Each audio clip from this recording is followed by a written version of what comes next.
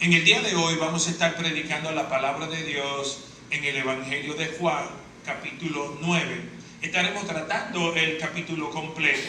Con la ayuda del Señor nos hará redimir el tiempo, de manera que los 41 versículos del capítulo 9 no nos resulten gravosos o pesados. Gloria a Dios. El Señor ponga gracia en nosotros para esta misión. El título del mensaje de hoy es Cuando la incredulidad cuestiona un milagro. En el Evangelio de Juan no hay muchos milagros. Según los eruditos, solo se cuentan unos 7 milagros. En el día de hoy vamos a ver uno de ellos, uno grandilocuente, la sanación de un ciego de nacimiento. Y es interesante que Juan le dedica el capítulo 9 completo solo a este milagro. Hay una enseñanza espiritual profunda para aquel que está dispuesto a captar el mensaje. Hay un claro propósito de Juan al hablar de los milagros que Cristo hizo en la tierra. Y lo establece en Juan capítulo 20, en los versículos 30 y 31, dice de la siguiente manera: hizo además Jesús muchas otras señales en presencia de sus discípulos, las cuales no están escritas en este libro, pero estas se han escrito para que creáis que Jesús es el Cristo, el Hijo de Dios, y para que creyendo tengáis vida en su nombre. En resumen, los milagros tienen un propósito. Los milagros durante el ministerio terrenal de Cristo era mostrar que Cristo en realidad es Dios. Toda la deidad, toda la divinidad de Cristo. No solo es el Hijo de Dios como algunos profetan, sino que Jesús es Dios. ¿Cuántos dicen amén? Yendo al pasaje de Juan capítulo 9, a partir del versículo 1 nos dice: al pasar Jesús vio a un hombre ciego de nacimiento. El que posó la mirada sobre el ciego, la iniciativa partió de la persona de Jesús. El ciego no estaba buscando a Jesús. Jesús le salió al encuentro. Cuando pensamos en la condición de un ciego hace 2000 años, este estado tan limitado, esta situación tan delicada, significaba una limitación aguda para poder desenvolverse en cualquier año, en cualquier época. Tener este tipo de discapacidad visual, el no poder ver, es algo terrible que le pueda acontecer a un ser humano. Pero hace 2000 años era aún peor. No había los métodos modernos de comunicación, el sistema de lectura braille. No había toda la tecnología que hoy disponemos. Pero siempre ha sido difícil la vida de un ciego. En el tiempo de Jesús, si nos acercáramos a un ciego, algunos adjetivos saldrían. ¿Cuáles? Postración, humillación, dependencia, vergüenza, desánimo, depresión. Estamos frente a un gran acontecimiento como es la sanidad de un ciego de nacimiento. Por el contexto parecería que este ciego nunca llegó a ver la luz del sol en su niñez.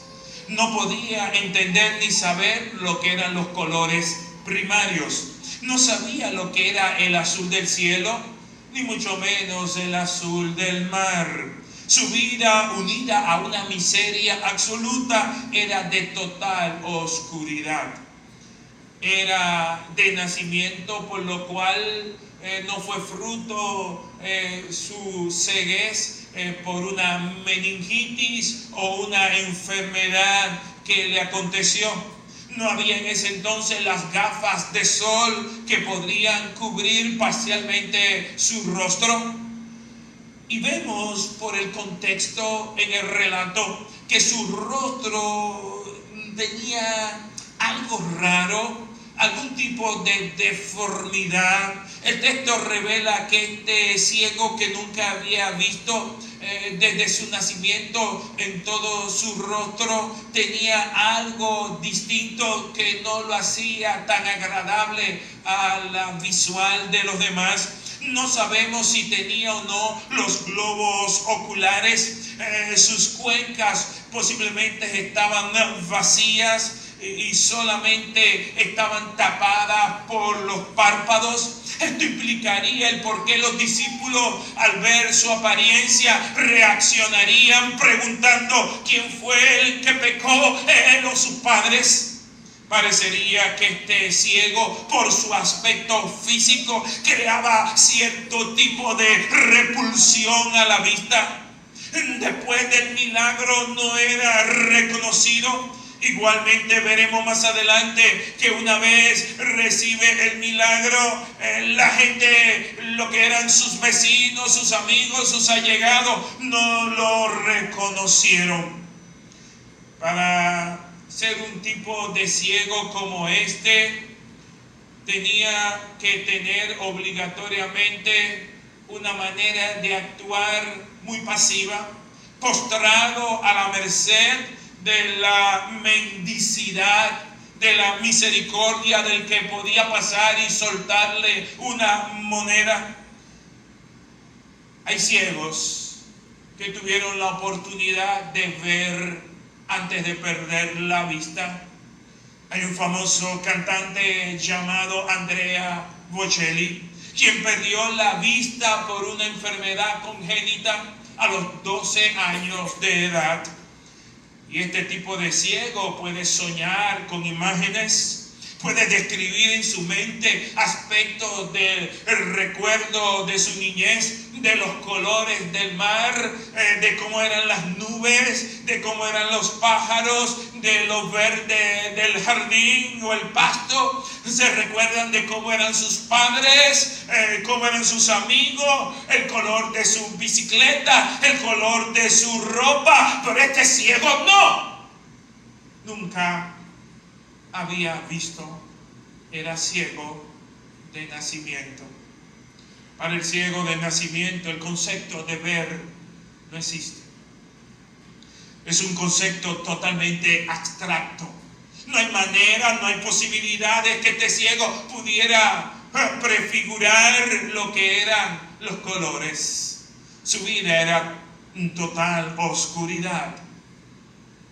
Su vida siempre ha estado en la oscuridad más espantosa.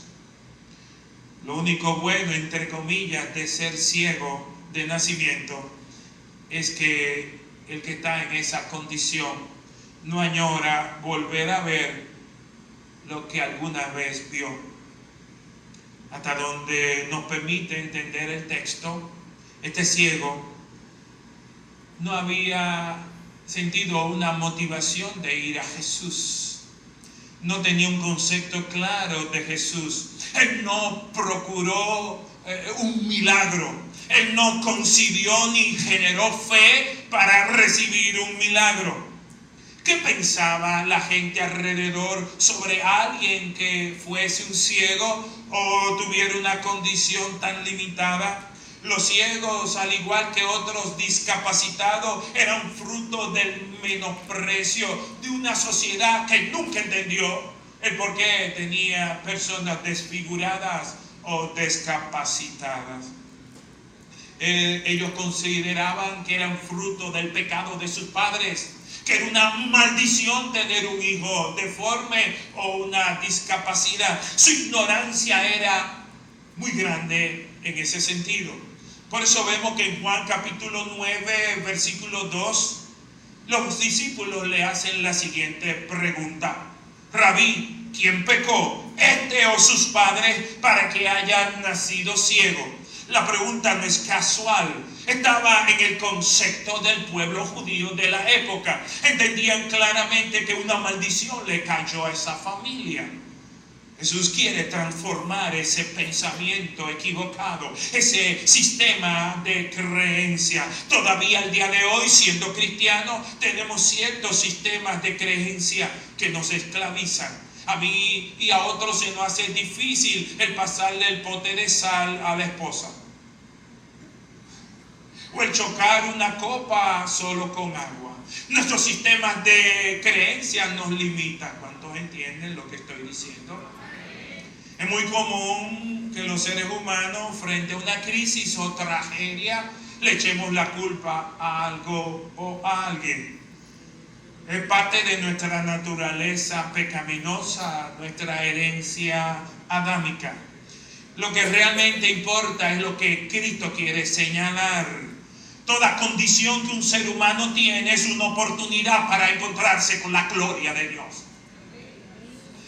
Yo soy la luz del mundo, en un mundo que está en tinieblas, no solo en tinieblas físicas, sino en la peor de las tinieblas, en oscuridad espiritual.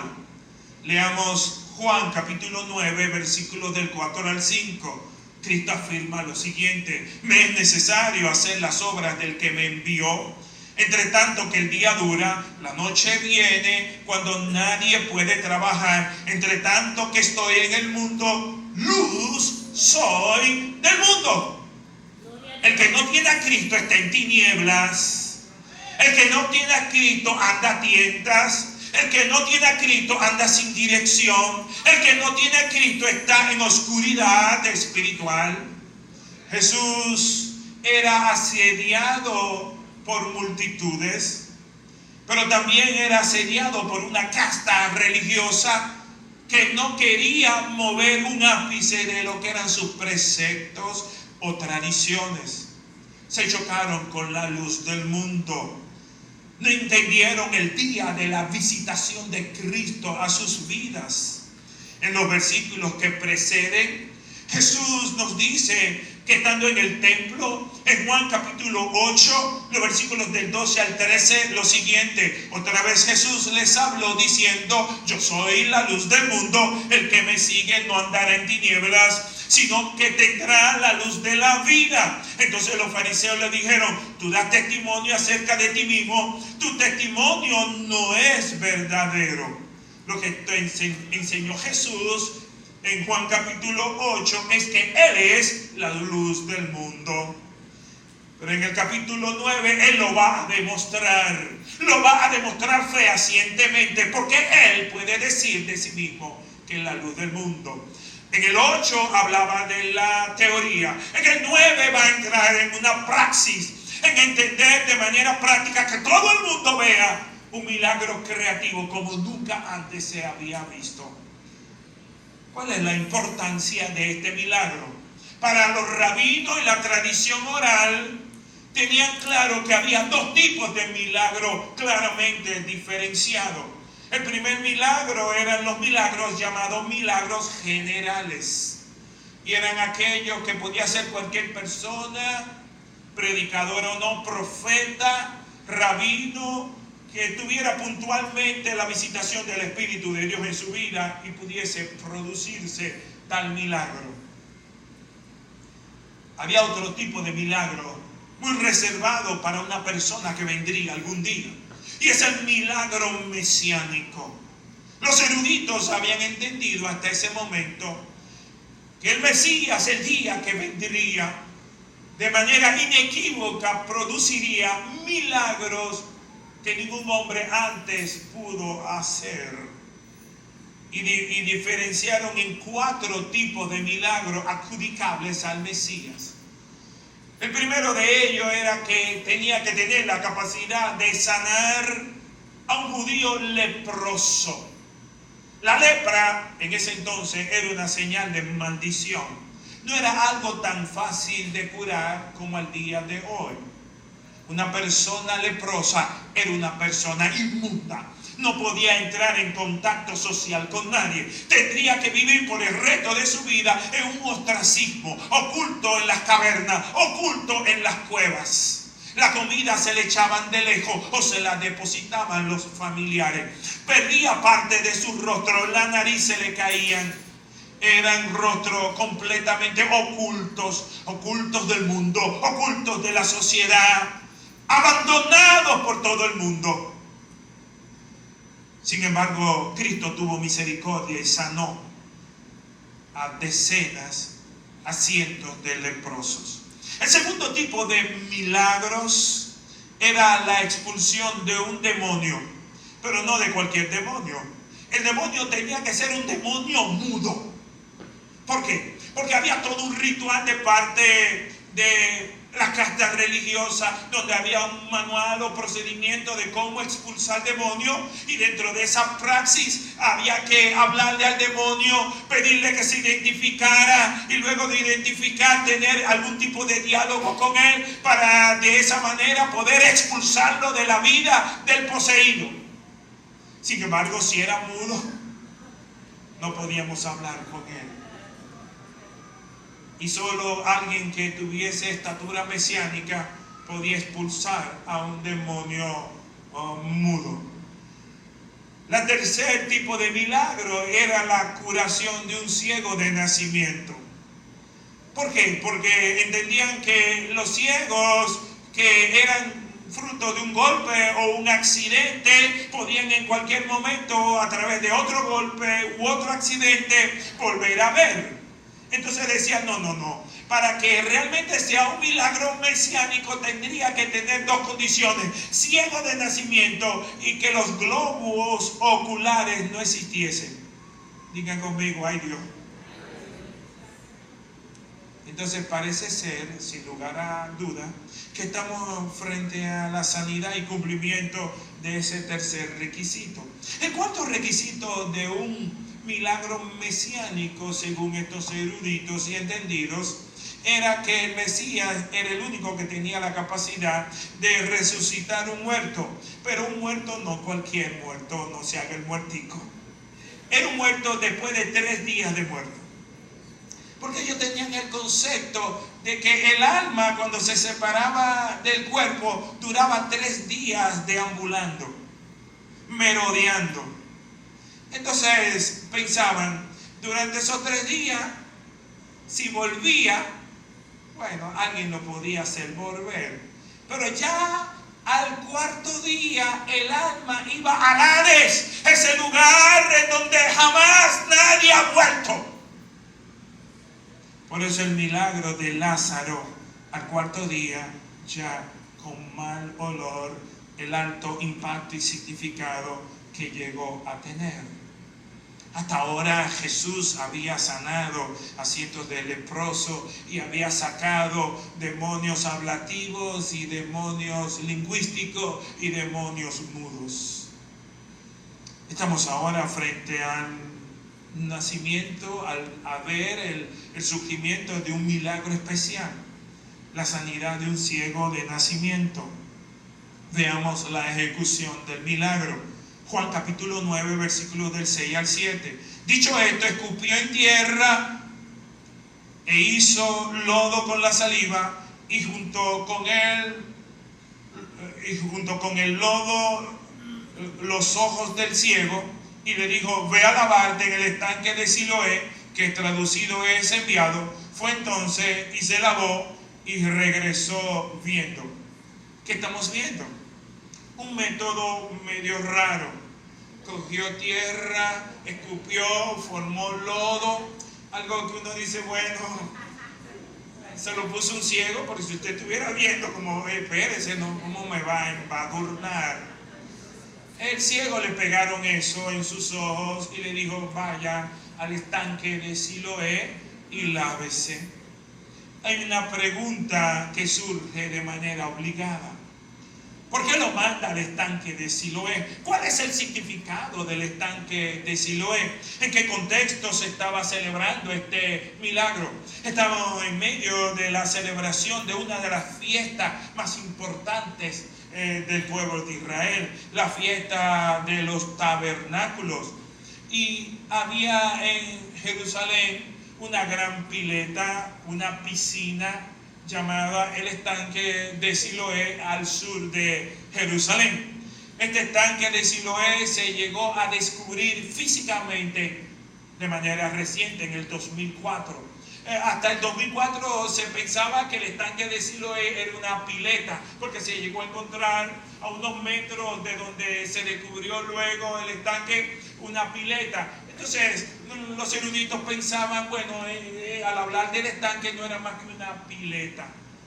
Sin embargo, en el 2004, fruto de excavaciones en Israel, encuentran en Jerusalén parcialmente debajo de unas edificaciones, una estructura enorme, 40 por 60 metros, prácticamente una piscina olímpica. Y dijeron, wow, hemos encontrado el verdadero estanque de Siloé. Y encontraron que venía a Siloé una estructura de un acueducto formado que venía desde Gijón, las fuentes de Gijón. Algo que el rey Ezequías había 700 años antes construido para que ante un asedio del imperio persa, Jerusalén no se quedara en sequía. Todo el pueblo iba en el día de la fiesta de tabernáculo a Siloé. Era parte de la procesión, era parte del ritual. De hecho, el sumo sacerdote venía del templo en un día de reposo y tomaba la tinaja de oro, bajaba desde el templo, llenaba la tinaja y el agua de Siloé lo llevaba al templo, dándole gracias a Dios por el suministro permanente de agua, entendiendo el significado del agua para un pueblo. Imagínate la escena donde en medio de la celebración de la fiesta de tabernáculo, un conocido ciego, mendigo por demás, se mete en el estante, caminando posiblemente con la ayuda del bastón, mete sus manos, se lava con el lodo de sus ojos y de manera extraordinaria recibe un milagro creativo. Sus globos oculares comienzan a tener conformidad. Y lo primero que ve en el agua es el rostro de sus propios ojos en el agua. Luego miró al cielo y vio un azul como nunca antes había visto en toda la faz de su vida. ¿Se imaginan el espectáculo que produjo este milagro sobrenatural? Me imagino los saltos, los brincos, las voces del ex ciego ahora vociferando y sujetando a la gente, diciendo, ahora veo, ahora veo, ahora veo. Fue tan así el éxtasis, la emoción desbordante que sale corriendo para la casa donde vivía, llega donde los padres le cuentan lo que le pasa. Ustedes se imaginan el jolgorio, la gente diciendo, ¿y qué está pasando? Pero aún sus vecinos no lo reconocían. Vayamos al texto, no vayamos a despegarnos del texto. Juan capítulo 9, versículos 8 al 9 nos dice, entonces los vecinos y los que antes le habían visto que era ciego decían, ¿no es este el que se sentaba y mendigaba? Unos decían, él es, y otros, a él se parece, pero él contestó, él dijo, yo soy. Versículo 10, y le dijeron, ¿cómo te fueron abiertos los ojos? Versículo 11, respondió él y dijo, aquel hombre que se llama Jesús hizo todo, me untó los ojos y me dijo, ve a Siloé y lávate. Y fue y me lavé y recibí la vista. Entonces le dijeron, ¿dónde está él? Y él dijo, no sé. Es interesante el conocimiento que tenía el ex ciego de Jesús. No tenía relación anterior, solo sabía que era Jesús y solo sabía que él era ciego y que ahora fue. Es interesante que en todo el capítulo 9 no hay nombres propios. No sabemos el nombre del ciego, no sabemos los nombres de los vecinos, no sabemos los nombres de los padres del ciego, no sabemos los nombres de los religiosos. Solo un nombre es el importante y es el sagrado nombre de nuestro amado Jesús, el cual es el verdadero protagonista. El propósito claro de este milagro es mostrar que Jesús es la luz del mundo. Vemos ahora cómo la incredulidad comienza a interrogar el milagro en la segunda parte del mensaje. Juan capítulo 9, por favor, Juan 9, versículos del 13 al 17. Pégate a tu texto. Este es un mensaje eminentemente expositivo.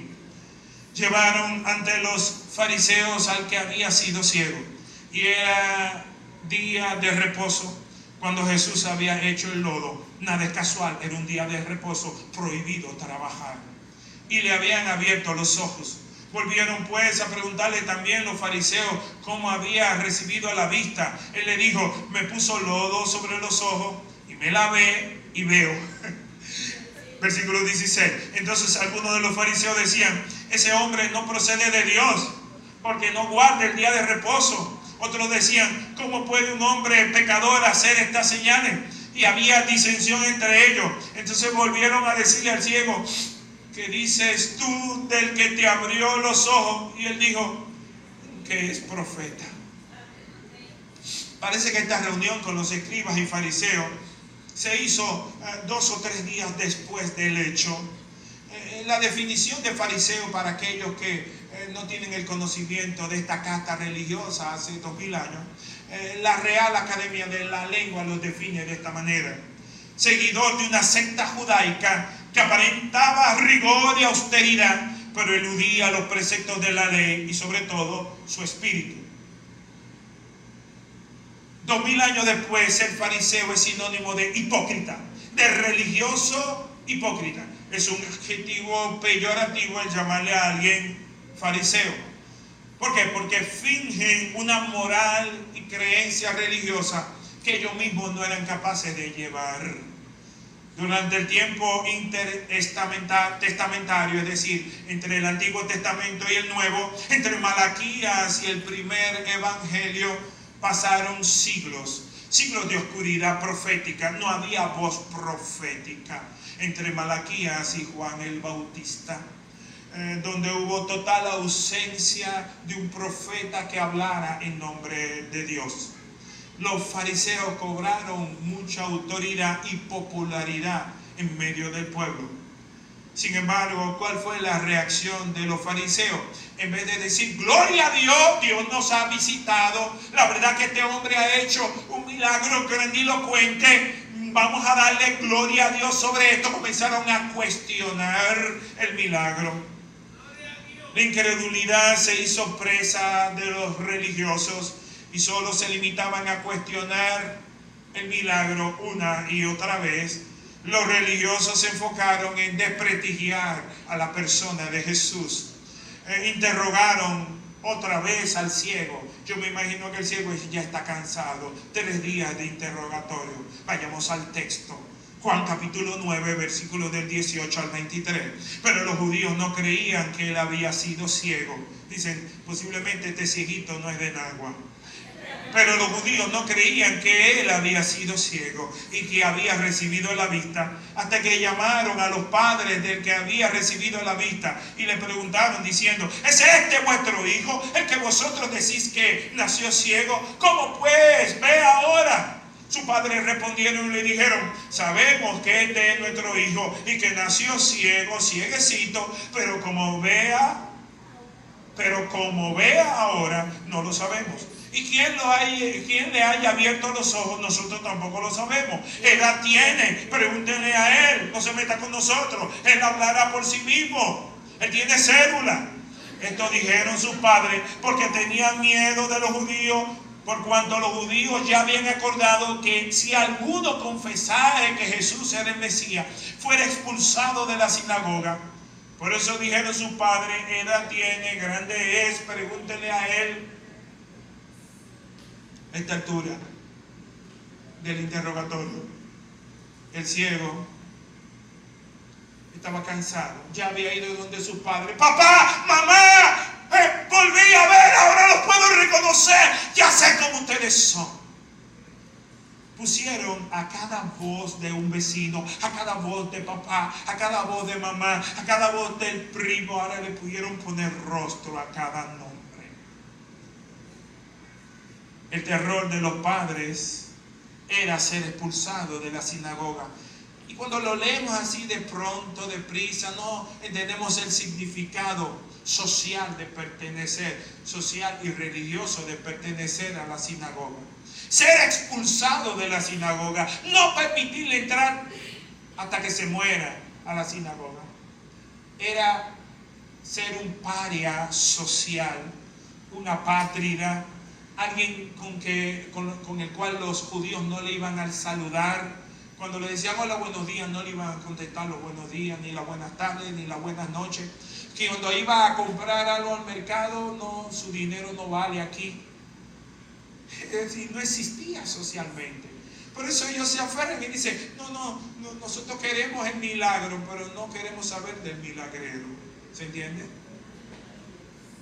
En resumen, los padres del ciego no estaban dispuestos a reconocer quién le había hecho el milagro, aunque lo sabían.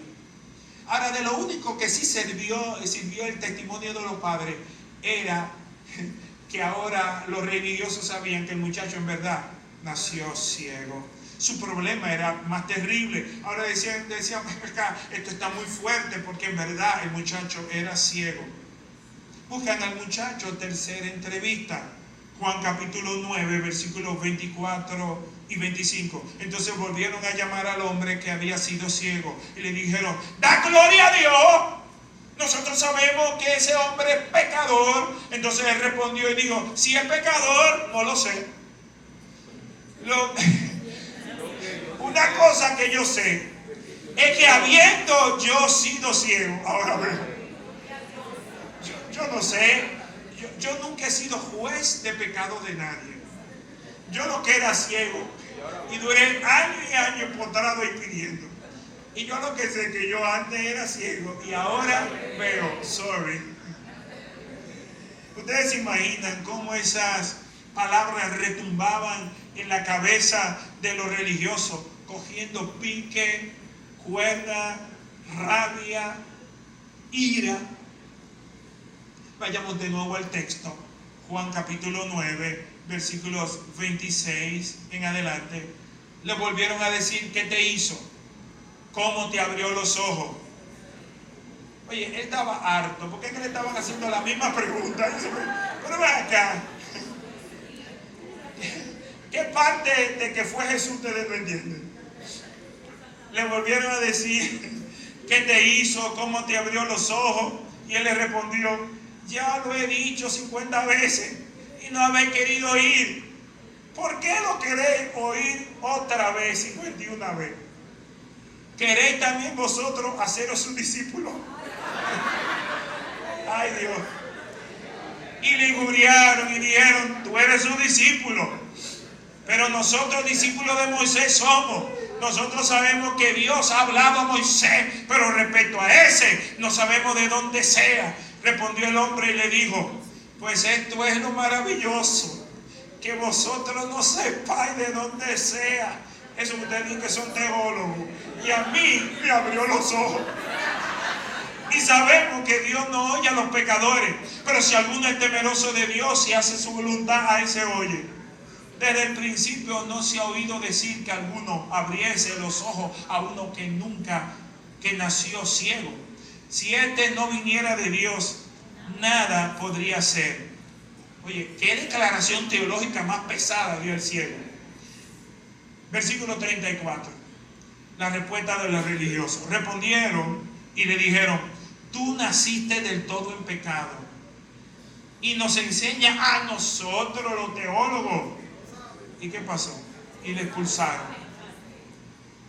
El ciego les quiso decir, ustedes los teólogos no saben nada de él y yo, un ignorante, a mí, sin yo pedirlo, me buscó y me abrió los ojos. Ustedes enseñan que solo un milagro como el que me apareció a mí viene solo de Dios. Y ahora dicen que eso no es de Dios. El ex ciego está bien claro que Jesús es el Mesías. Está bien claro que viene de parte de Dios.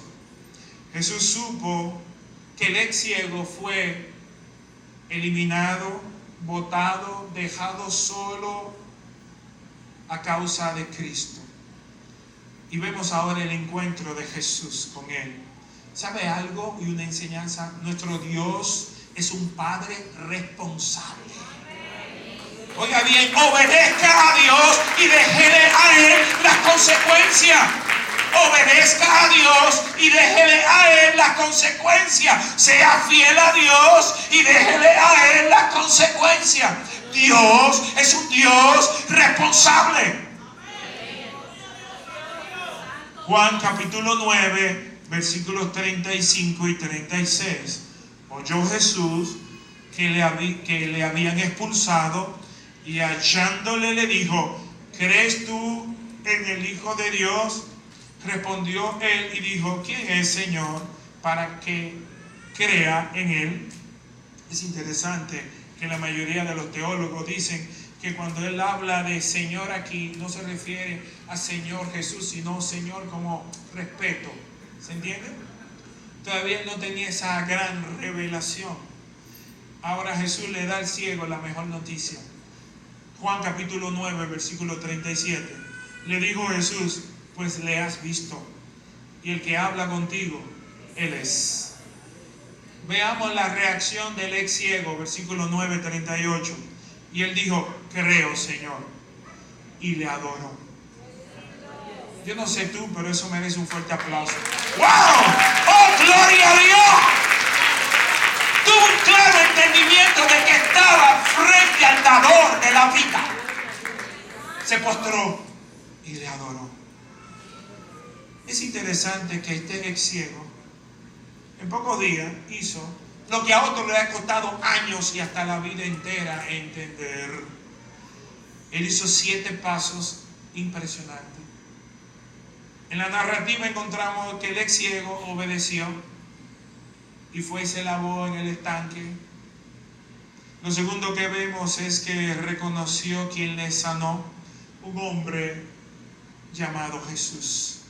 Lo tercero es que reconoció luego que Jesús venía de Dios y lo consideró profeta.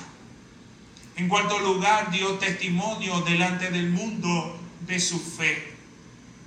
En quinto lugar, pagó el precio por su fe, exponiéndose a ser expulsado del círculo religioso de su sociedad. En sexto lugar, al tener la revelación de quién era Jesús, no dudó en reconocer a Jesús como su Señor y Salvador. En séptimo lugar, dio lo más importante: comenzó a adorarle, le adoró. Dame un aplauso al que vive en Israel. Jesús ahora, en el tramo final, confronta a los fariseos, a los religiosos. Vayamos a Juan capítulo 9, versículos 39 al 41 para terminar. Dijo Jesús: para juicio he venido yo a este mundo, para que los que no vean, vean, y los que ven sean cegados. Entonces algunos de los fariseos que estaban con él, al oír esto, le dijeron: ¿acaso nosotros somos también ciegos? Jesús les respondió: si fuerais ciegos, no tendrías pecado. Mas ahora, porque decís vemos, vuestro pecado permanece. El problema de los religiosos era que creían que tenían luz espiritual por ser líderes religiosos. Pero ellos estaban tan en oscuridad, en peor oscuridad que el ciego de nacimiento. Necesitaban la revelación de Cristo. Necesitaban, al igual que cualquiera que nos esté visitando en el día de hoy, que todavía no es cristiano, que todavía no ha entregado su vida a Jesús, a cualquiera que escuche este mensaje, necesita la revelación de entender que es pecador y que necesita un Salvador como Jesús, de entender que Cristo murió por tu pecado y por mi pecado. Hay una aplicación 2000 años después. ¿Qué pasa con nosotros? ¿Qué podemos sacar de este texto? Aquí en la narrativa encontramos 3 tipos de personas. La primera es los hombres que están en un estado natural, totalmente ciego espiritualmente, pero que Cristo vino a rescatarlo. Él vino a salvar a un mundo que está en tinieblas, para Él ser la luz del mundo, porque esa es su misión. En segundo lugar, vemos a ciegos físicos. Nos habla de impedimento. Hay gente, aún en esta iglesia, hay gente que escucha este mensaje que tienen algún tipo de dificultad o impedimento. Yo quiero decirte que frente al Dios que hizo el cielo y la tierra, frente a nuestro amado Jesús, tus impedimentos, tus dificultades son una oportunidad para tú ver la gloria de Dios manifestada en tu vida. En tercer lugar, vemos a aquellos que, como el ex ciego, reconocieron lo que estaba revelado. Reconocieron que solo en Jesús hay salvación y vida eterna. Reconocieron que solo Jesús es el Señor y suficiente Salvador personal para darnos vida, no solo ahora, sino después que vayamos a partir, que partamos de esta tierra. ¿Con cuáles de estos tipos de personas te identificas? ¿Con los religiosos, apegados a tus tradiciones? ¿O eres como el ciego que, aunque tiene tus dificultades, a recibir la revelación de Cristo, estás dispuesto a cambiar? Estás dispuesto a entregar áreas que hasta ahora no le he entregado a Jesús. Estás dispuesto a decirle: Señor, heme aquí. Yo quiero ser todo tuyo. Yo quiero entregarme sin reservas. Yo quiero ser para ti y solo para ti. No quiero tener un pie en la iglesia y un pie en el mundo. No quiero parecer casi cristiano. No quiero fingir ser cristiano. Yo quiero ser por completo tuyo y vivir para tu gloria y desgastarme por ti. Vivir para lo que tú amas, amar lo que tú amas y rechazar lo que tú rechazas. Señor, a través de esta revelación, yo quiero vivir para tu gloria desde ahora y para siempre. Amén. Pongámonos sobre nuestros pies.